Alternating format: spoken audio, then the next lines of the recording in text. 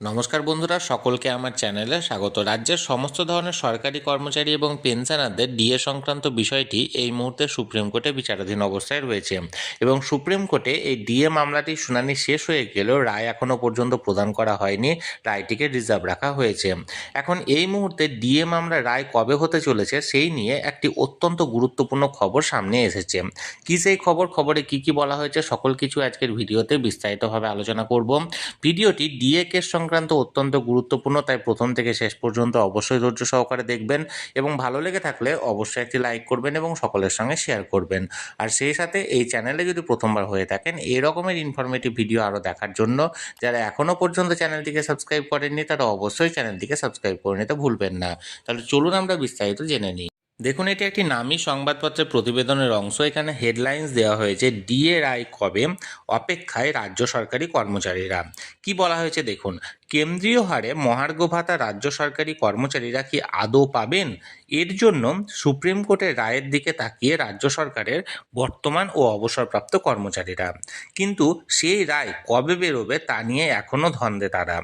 এই মামলায় শীর্ষ আদালতের বিচারপতি সঞ্জয় কারোল এবং বিচারপতি পি.কে. মিশ্রের বেঞ্চে শুনানি শেষ হয়েছে গত 8ই সেপ্টেম্বর। শুনানির পরে রায়দান রিজার্ভ করা হয়েছে। ওই দিন আদালত নির্দেশ দিয়েছিল দ্রুত সব পক্ষকে তাদের কাউন্টার হলফনামা জমা দিতে হবে। দেশের সর্বোচ্চ আদালতের নির্দেশ মেনে এই হলফনামা ও অন্যান্য নথি জমা দেওয়ার কাজও সেরে ফেলেছে সব পক্ষ। এরপরেও কেটে গিয়েছে প্রায় 3 মাস, এখনও পর্যন্ত ডিএ মামলা রায়দান করা হয়নি।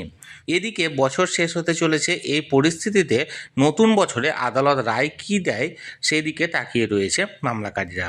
কনফেডারেশন অফ স্টেট গভর্নমেন্ট এমপ্লয়িজের অন্যতম শীর্ষ নেতা শ্যামল মিত্র বুধবার বলেন, শীর্ষ আদালতের তরফে যে দ্রুততার সঙ্গে শুনানি শেষ করা হয়েছে, যেভাবে বিচারপতিরা একের পর এক প্রশ্ন তুলেছেন, রাজ্য সরকারের মনোভাবকে কাঠগড়ায় তুলে তারপরে এতদিন কেন ডিএ মামলা রায়দান হলো না তা নিয়ে আমরা বিস্মিত। আসলে আমরা সবাই আদালতের নির্দেশের জন্যই অপেক্ষা করছি।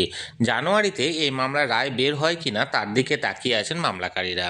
আইনজ্ঞদের যুক্তি, ডিএর বিষয়টি অত্যন্ত জটিল, সব দিক বিবেচনা করে রায়দান করবে সুপ্রিম কোর্ট। শীর্ষ আদালতের এক বর্ষিয়ান আইনজীবীর দাবি, পশ্চিমবঙ্গের ডিএ মামলার রায় দেশের অন্যান্য রাজ্যের সরকারি কর্মীদের ওপরেও প্রভাব বিস্তার করতে পারে। শুনানি চলাকালীন এমনও জানিয়েছিল আদালত। কেন্দ্রীয় সরকারের কর্মীদের একাংশ বাড়তি ডিএর দাবিতে মামলা করেছেন শীর্ষ আদালতে। সেই মামলার ক্ষেত্রেও পশ্চিমবঙ্গের ডিএ মামলার রায়ের প্রভাব পড়তে পারে। তাই সব দিক বিবেচনা করে আদালত সিদ্ধান্ত নেবে। তাহলে বন্ধুরা, ডিএ মামলার শুনানি শেষ হয়ে গেলেও রায় এখনও পর্যন্ত প্রদান করা হয়নি এবং 2026 অর্থাৎ নতুন বছরের প্রথম মাসে অর্থাৎ জানুয়ারিতে এই ডিএ কেস সংক্রান্ত রায় প্রদান করা হবে কিনা তা নিয়েও নিশ্চিতভাবে কিছু বলা যাচ্ছে না। এটি একটি নামী সংবাদপত্রের প্রতিবেদনের অংশ ছিল, যেটি আমি আপনাদের সামনে তুলে ধরলাম। আপনাদের যদি এই বিষয়ে কোনো কিছু জানার থাকে অবশ্যই প্রশ্ন করুন। অবশ্যই কমেন্টের মাধ্যমে আপনাদের প্রশ্ন পোস্ট করতে পারেন। আমি চেষ্টা করব আপনাদের সকলের প্রশ্নের যথাযথ উত্তর দেওয়ার।